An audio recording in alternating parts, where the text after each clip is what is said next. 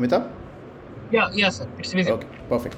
So let me just reintroduce ourselves. I am Dr. Om J. Lakhani. I am an endocrinologist from Ahmedabad, and Dr. Amitabh Sur is a very good friend of mine. I've known him since many years, and he's a consultant endocrinologist at Kolkata. So today we are going to discuss about PPIs, and this is the broad outline of our duologue. So we are going to discuss about the mechanisms. We'll discuss the endocrine vigilance parts, that is PPI and its relation with thyroid dysfunction, diabetes, osteoporosis. We'll also touch upon an extremely controversial and very important area, that is the PPI and its relation with renal dysfunction. We'll touch upon a little bit about FDCs and PPI, like addition of domperidone and other drugs. We'll discuss some other endocrine issues which are the unknowns, as Dr. Puneet rightly said, and we'll give you a conclusion and a take-home message. So I think Amitabh, I'm sure you'd agree with me that perhaps PPI in an endocrinology practice are prescribed perhaps only second to metformin. They are extremely commonly prescribed medication in an busy endocrine practice, and we come from two exactly poles apart as far as one is the west of the India and other is east of the India. But one thing which is very common is that both the west and the east love spicy food to a lot of extent, and GI disturbances are extremely common, and they are extremely common complaints in our clinical practice. So any introductory remarks, Amitabh, to this? Completely agree, sir. In whether east or west, PPIs are one of the commonest prescription which are there in which we see in our prescriptions, the prescriptions which come to us. And many times these PPIs are being used by patients for a duration which is far more than what has been prescribed for indications from their for the respective problem which for which the patients are being initiated on PPI. So therefore, it is very important to discuss about what should be the rational use of PPI and to identify the sections where the patients are being prescribed PPIs irrationally, to discontinue them, to prevent them from the harmful effect of PPIs which can happen, which we'll be discussing in our coming slides also. And also we need to discuss, apart from that, we also need to discuss upon that patients who are getting PPIs, what kind of problems they can encounter so far as their glycemic part is concerned or so far as their thyroid function is concerned. So we'll be discussing it in our subsequent slides. Great. So I think Amitabh, let's start with the absolute basic. Can you tell me how PPIs, just in a single few lines, how PPI actually work? So proton pump inhibitors basically act by blocking the H plus K plus ATPase enzymes present in the gastric parietal cell, which are the terminal step responsible for the acid secretions. Naturally, they cause around 99% inhibition of the gastric acid secretions. But PPIs, apart from being prescribed alone, they are often being prescribed with prokinetic agents also, like domperidone, metoclopramide, levosulpiride, etc. So when we discuss PPI, we also need to discuss about these agents also to understand their adverse effects also. Yeah. So we'll be coming to those important issues. So let's start with the common endocrine disorders, diabetes, thyroid dysfunction, and so on, right? So let's start with that. Yeah. So, sir, what is the impact of PPI in patients with hypothyroidism on levothyroxine supplementation? Your remarks on it. Yeah. So, Amitabh, we often encounter certain patients in our practice who tend to, who are extremely compliant with the thyroid medications. Their dose requirement, however, is pretty high. Typically the usual, we start patients on 1.6 to 1.7 microgram per kg of levothyroxine. But then there are patients sometimes who come to us with levothyroxine doses of 2.5, microgram per kg, 200 micrograms of thyroxine, maybe sometimes even more. So, in these kind of patients, we tend to kind of investigate what is the cause, why they require such a high dose of levothyroxine. Now, and most of the time, the culprit often is from the GI tract. Now, a few years back, we had a very interesting paper published in New England Journal of Medicine, where they actually, showed that patients with H. pylori infection often tend to have increased requirement of levothyroxine, and they gave them, treatment for their H. pylori, and after that, the dose was again re-looked at, and they found that there's a reduction in the dose requirement, and there's an improvement in the thyroid function and the TSH levels after treating for H. pylori. So one thing is very common, that the achlorohydria or any kind of gastric reduction of gastric acid production does impact the levothyroxine absorption. Now let me point to you this very interesting paper which was published in Endocrine Practice in 2007, where they actually looked at patients who were on PPI, who were already on levothyroxine, whether they, when a prescription of a PPI, did that impact their thyroid function after a period of about 2 months. And what they found was, not surprisingly, they found that patients who were not on PPI had a lower TSH, which was statistically significant compared to those patients who were prescribed PPI. So the message is very clear. Now, if you have a patient on a stable dose of levothyroxine, if this patient is prescribed a PPI, the requirement of the levothyroxine would increase, or perhaps if you don't do that, you would expect the TSH to be higher on the subsequent follow-up. So there is an impact, though the impact is not major in a sense. You might require just this minor dose adjustment, but this is something which, in terms of endocrine vigilance, the endocrinologists who are practicing need to be aware that whenever you are prescribing a PPI to a patient with hypothyroidism on levothyroxine, you can expect the TSH to go higher, and you can expect a revision of the dosage if necessary. Correct. So moving on from the thyroid part, we'll be entering into the diabetes or the glycemic part. So do you think that use of PPI have any impact on glycemic control in patients living with diabetes? Yeah, it's a very interesting question, Amitabh. If you think about it, like I said, PPI perhaps only secondary to metformin in our diabetes practice. It's a very commonly prescribed medication by all of us. We are all guilty, right? I'm as guilty as any next doctor. PPIs we prescribe at drop of a hat, right? But what is the impact of the same on glycemic control? That's a very interesting question. Does it impact the patient's glycemic control? Because we are looking at long-term, diabetic patients on medication since many years. So I actually found a very interesting paper from JCM. This article is very recent. It was published in June 2021. It's a meta-analysis of several well-done RCTs and observational studies as well. And what interestingly they found was that compared with standard therapy, patients on PPI actually had a slight, reduction in HbA1c. Now, there could be multiple reasons for that. We'll discuss the reasons in a minute. But this one paper, and a most recent one on this topic, actually found an improvement in glycemic control with the use of PPI. Now, I would ask you to take this data with a pinch of salt, or perhaps a little bit of a PPI, maybe a pantoprazole, right? But, it's something contrary to what we are expecting. Having said that, we started this talk saying that we should prescribe a medication only if there is a strong indication for its use. And, contrary to a common belief, actually PPIs do not help in diabetic gastroparesis. That's a very common prescription, right? We often see, patients complaining of patients having symptoms of gastroparesis, which is often misdiagnosed as GERD, misdiagnosed as dyspepsia, misdiagnosed as something else, and then they are prescribed a PPI. And remember, PPI generally does not help in diabetic gastroparesis. In fact, there is some reason to think that it may actually make it worse. The only saving grace is that we often prescribe that with domperidone, which is a prokinetic, and giving this two together, often helps the patients with diabetic gastroparesis. But per se, I think we all need to first understand that PPI should treatment, giving PPI just for diabetic gastroparesis is a no. It's not a thing we should do. That indication is wrong. Perhaps giving a prokinetic does help, but again, I think we need to evaluate the indication for the same. But overall, the point is, to answer the question, the answer is actually it improves the glycemic control to a very minor but a significant extent. So what could be the possible mechanism by which the use of PPI could have beneficial effect on glycemic control? Yeah, I think,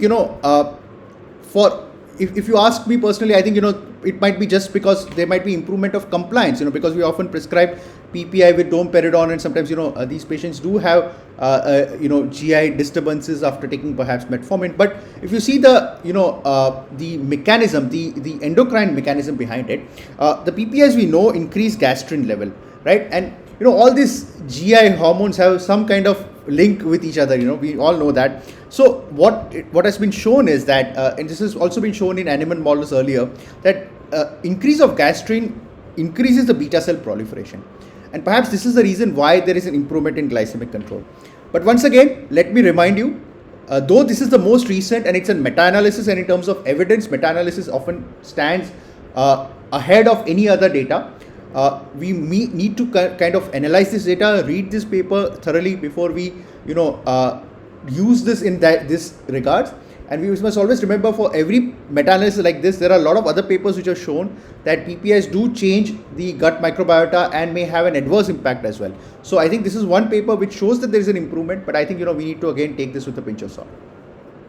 Right, sir. I have also seen some papers in which it has been seen that use of PPI alter the gut microbiota, as you have rightly said, to an extent that it leads to rise in incidences of new onset diabetes. So probably it's a by age thing. Yeah. So I think this is something perhaps we need to examine this more carefully, and I think this is an area which always remains a gray area. But the point is that there is a relation, and I think this is something we should be vigilant about. Sir, coming next from thyroid to diabetes and now to bone health, do you think that prolonged use of PPIs can be associated with increased risk of osteoporosis, and if so, why? Yeah. So Amitabh, this is something which is very well known to a lot of us. I think Dr. Hari sir also started about the use of anti-epileptics and vitamin D pathway.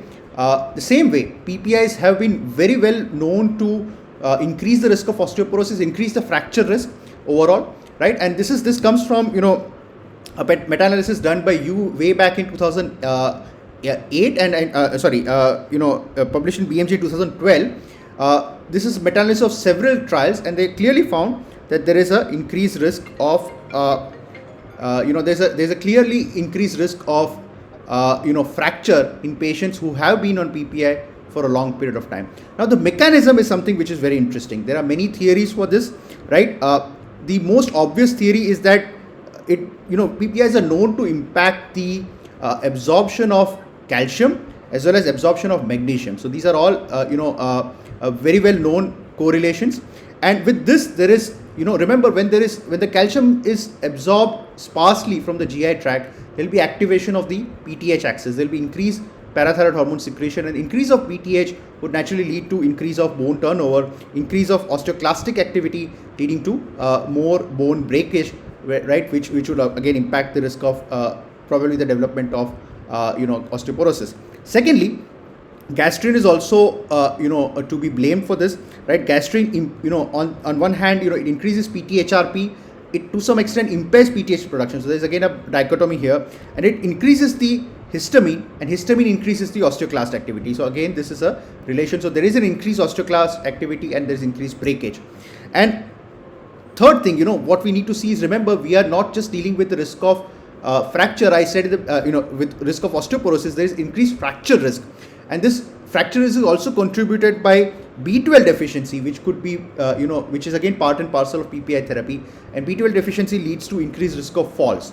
So overall, PPI, especially for those patients who have been taking this for a long time, especially for those patients who have been on this therapy and who have, used and abused this for a long time, and older group of patients, there is not only increased risk of osteoporosis, but there is also increased risk of fracture. And this is one thing which endocrinologists, and this is proven beyond doubt. I think there is no paradox, no irony here. All papers suggest the same thing. It has been proven in meta-analysis. It's part of guidelines as well. So I think this is something which all endocrinologists need to be vigilant about. And this is something, perhaps you should consider doing your, routine screening for osteoporosis in all of these group of patients. Yeah, and one practical point I'll just like to add to this. So like we discussed, there is mainly impact on PPI absorption. Especially there is impact on calcium carbonate absorption. So this is something we should be well aware. So if you are giving a calcium carbonate along with your PPI, I think that absorption is going to be impacted. So when you're prescribing a PPI, or for some reason if the patient needs a PPI, perhaps you should consider giving calcium citrate instead of calcium carbonate, which improves the calcium absorption. And it is especially true for a lot of patients would have undergone a thyroidectomy, perhaps a parathyroid surgery where post-operatively they will have hypoparathyroidism. Such patients, calcium is very critical, and in such patients you should be really vigilant, and I think perhaps consider giving calcium citrate instead of calcium carbonate to look at these patients. Yeah. Okay, so let's now move to the controversial topic, that is PPI and renal dysfunction. I think this is something which is under a lot of scrutiny. There's a lot of discussion on this topic. So I'll give the floor to Amitabh. Amitabh, this has made headlines as well. There's one very dreaded renal complication with PPI. Can you tell me something about this? Yeah, Why nephrologists a lot of yeah. So PPIs have been seen, not very commonly, but uncommonly at least, to be associated with acute kidney injury. And the acute kidney injury mechanism is said to be because of acute interstitial nephritis. In fact, the interesting part is the PPI exposure is here. It is not dependent on dose, or it is not also dependent on duration of PPI exposure. So it has also been seen that it recurs with rechallenge. So a person who has developed acute interstitial nephritis with PPI on one exposure can again tends to develop it on repeat exposure. So that's the problem. Apart from this, the PPIs have also been seen to be associated with incident chronic kidney disease. It has also been seen to be associated in epidemiological studies with CKD progression and renal failure to an extent of requirement when there is a requirement of renal replacement therapy. PPI's exposure have been also been seen to increase the all-cause mortality in epidemiological studies. Yeah. So do we have any data, Amitabh, to really prove this? Any meta-analysis to say that because this is very concerning. When I'm talking about a group of patients, we are talking about diabetic patients, right? They are already at high risk of developing chronic kidney disease. They are already having other risk factors like hypertension, and added to that, now by adding PPI, we are, you're saying we are increasing the risk of CKD further, right? So do we have any data to really back this claim? Yeah, we have two meta-analyses, and both of them are suggestive of what we have discussed just now. As you can see in the slides also, the first meta-analysis shows that the risk of incipient CKD is increased in those who are exposed to PPI compared to those who are not, and also the risk of end-stage renal disease, that is CKD stage 5, is increased in those who are exposed to PPIs compared to those who are not. So we do have data in this thing. Yeah, and very interestingly, this paper is from India, right? So published in 2019. So I think this is something we should. So these are important data, and this is something we should be really looking at closely. And I think again this is an area where a lot more work is required and a lot more understanding is required, because like we said, PPI has been prescribed left, right, and center, and especially in diabetic patients, you might tend to increase the risk of the complications. Now, Amitabh, we know that we don't just give PPI alone, right? We always give it with some other agent, which is generally a prokinetic agent, which is added on to the PPI, right? So pantoprazole with domperidone, rabeprazole with domperidone, esomeprazole with domperidone, very common combinations of therapy, right? Now, this is something which endocrinologists are very well aware about, very well cognizant about this fact. But can you tell to the non-endocrine audience about the impact of domperidone and other similar agents, and what's the endocrine relation and endocrine issue with these agents? Correct, sir. In fact, drug-induced hyperprolactinemia is so common that at least 8 out of 10 patients who come to us with raised prolactin, ultimately we find that it's because of some or other drugs. So mainly drug-induced hyperprolactinemia is because of the inhibition of the T2 receptors. Usually with these prokinetic agents, we see it, and the extent to which the prolactin goes up is around 25 to 100 nanogram per ml. However, interestingly, we see that when a patient is on 2 or 3 agents which can simultaneously increase the prolactin level, then we also get to see prolactin as high as 200 nanogram per ml, sometimes even more. So drug-induced hyperprolactinemia is important because it can cause galactorrhea in patients, which can be distressing. It can also cause hypogonadism. It can cause osteoporosis also. So we need to take care of it. If you have to diagnose drug-induced hyperprolactinemia, the best thing is to discontinue the agent which is suspected to be causing drug-induced hyperprolactinemia for a period of around 3 to 4 days, and to repeat prolactin and see whether the patient's prolactin has come down or not. This may not be valid for agents which have got long-term effect on prolactin, like oral contraceptive pills, etc. But that's not the topic of discussion here. For PPIs, or for example, for H2 receptor blockers like cimetidine, ranitidine, or prokinetic agents like metoclopramide, domperidone, levosulfide, these agents, when stopped for 3 to 4 days, tends the prolactin comes down, and when you check it, you will understand that that's because of drug-induced hyperprolactinemia. Yeah, excellent point. I think, levosulfide, we have seen patients where prolactin values are very high. I have seen, easily go about 100. And patient is not only that, patients are symptomatic. Patients do develop galactorrhea. And one of the common problem is that, when they come with these symptoms and this high prolactin, they often undergo an MRI, more investigations, often it turns out that it was just a drug-induced hyperprolactinemia. So it's a very important issue. Remember, it often is prescribed as it's, very stealthily prescribed also. Sometimes you have a drug like Pentocid L, right? Or Pan L, that just to, briefly tell you. So they have indications in a lot of patients. A lot of patients have very, very distressing GERD, and it's a very useful drug in those group of patients. But however, when a patient comes to you with drug-induced suspected with hyperprolactinemia, you should suspect drug-induced hyperprolactinemia as an important cause.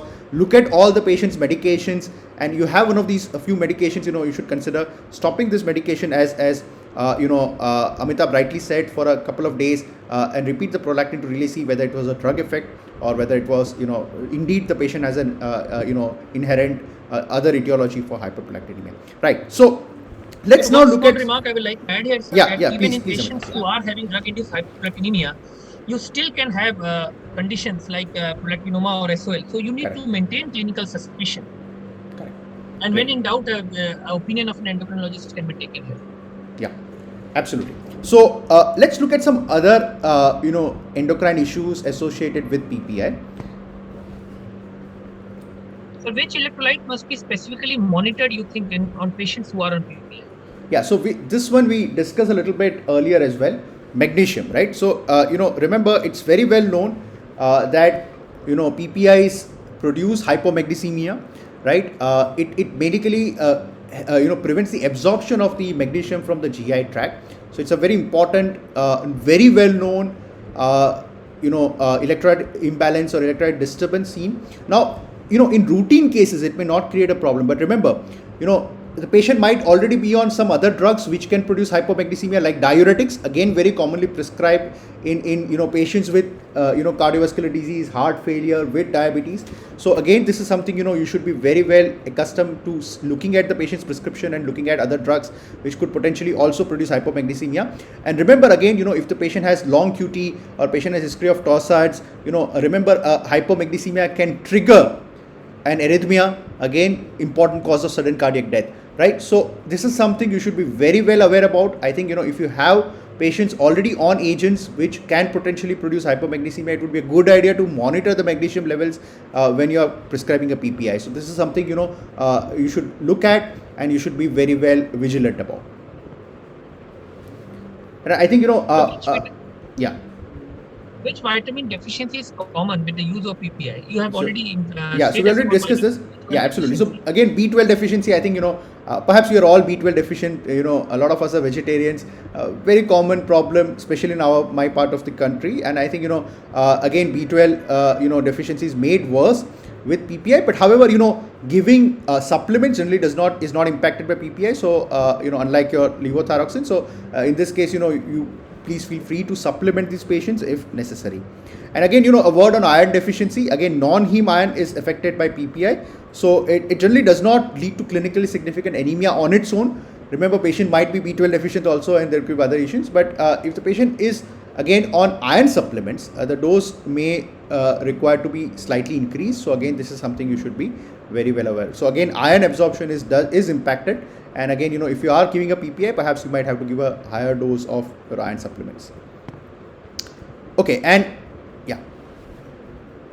So does the prolonged use of PPI lead to any gastric neuroendocrine tumor? Yeah. So I think again, this is riddled with controversy. This is a subject of debate not only with endocrinologists but also with gastroenterologists also for a long time. in short-term use, generally for a few years or for few months, I think it generally does not lead to gastric neuroendocrine tumor. However, if the PPI have been prescribed for more than 10 years, especially in those patients who have H. pylori infection, right? Again, this is a second risk factor. So if you have two hits, patient with H. pylori and patient with more than 10 years of PPI use, you should have increased vigilance, because in these group of patients, gastric neuroendocrine tumors have been reported quite commonly. So I think this is something you should be well aware about. And again, patients on prolonged use of PPI, this vigilance should be and this should be kept in mind while dealing with these patients. Right, Amitabh. So I think we did cover quite a bit in a short span of time. End of the day, these are good drugs. These should be prescribed, but I think the prescription should be restricted to the core indications instead of prescribing it to every single patient that we see in our OPD. So we'll just summarize this. Duration should be specified, I think. Yeah. So that's a major problem. Yeah. So in the end, we realize that the patient have been initiated on PPI on the right indication, but they have been using it for a duration which is far more than the required duration. Yeah, you're absolutely right. Absolutely right. So, just let's summarize with some take-home messages. So, first thing, if the patient is hypothyroid on levothyroxine, adding a PPI, you should expect the TSH might go up. You might require a slightly higher dose of levothyroxine to correct the same problem. Now, PPI diabetes is an irony. It's a paradoxical situation. It's like I said, take this data with a pinch of salt, but there's one study recently published which has shown, a meta-analysis has shown that PPI has been associated with slight positive impact on glycemic control. However, more analysis would be required on this topic. PPI is definitely associated with increased risk of fracture. So osteoporosis and increased fracture risk has been associated with this. There are nutritional issues with PPI.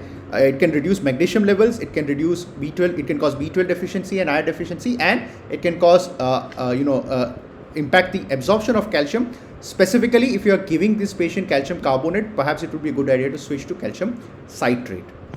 Amitabh, can you deal with the other things? Yeah, completely. Yeah. So I think PPI and neuroendocrine tumors, have a link, but it is especially true for patients who are on prolonged use of PPI. So they've been taking PPI for more than 10 years. These group of patients, require increased vigilance. Yeah, Amitabh. So PPI and renal dysfunction, as I have described, acute kidney injury and acute interstitial nephritis are the most dreaded complication. And if we realize that PPI exposure might be responsible for the AKI through which the patient has gone through, then repeat exposure of PPI should be completely debarred for that patient. And also for patients who have landed up in CKD, in them the use of PPI should be extremely indication specific and for a limited duration, which I just mentioned. And about the other agents? And about the other thing about the drug-induced hyperprolactinemia, the message is if the patient has been initiated on any of such agents responsible for drug-induced hyperprolactinemia, then indication should be revisited. And if the indication is over, it should be stopped. And if indication is not over and the patient needs PPI or the combination of prokinetic agent, then if the patient is not having bothersome galactorrhea or osteoporosis or hypogonadism, then the patient may continue it if he is already having some indication of PPI. But if not, then it can be discontinued. Yeah. So I think this is a nice summary slide to end with.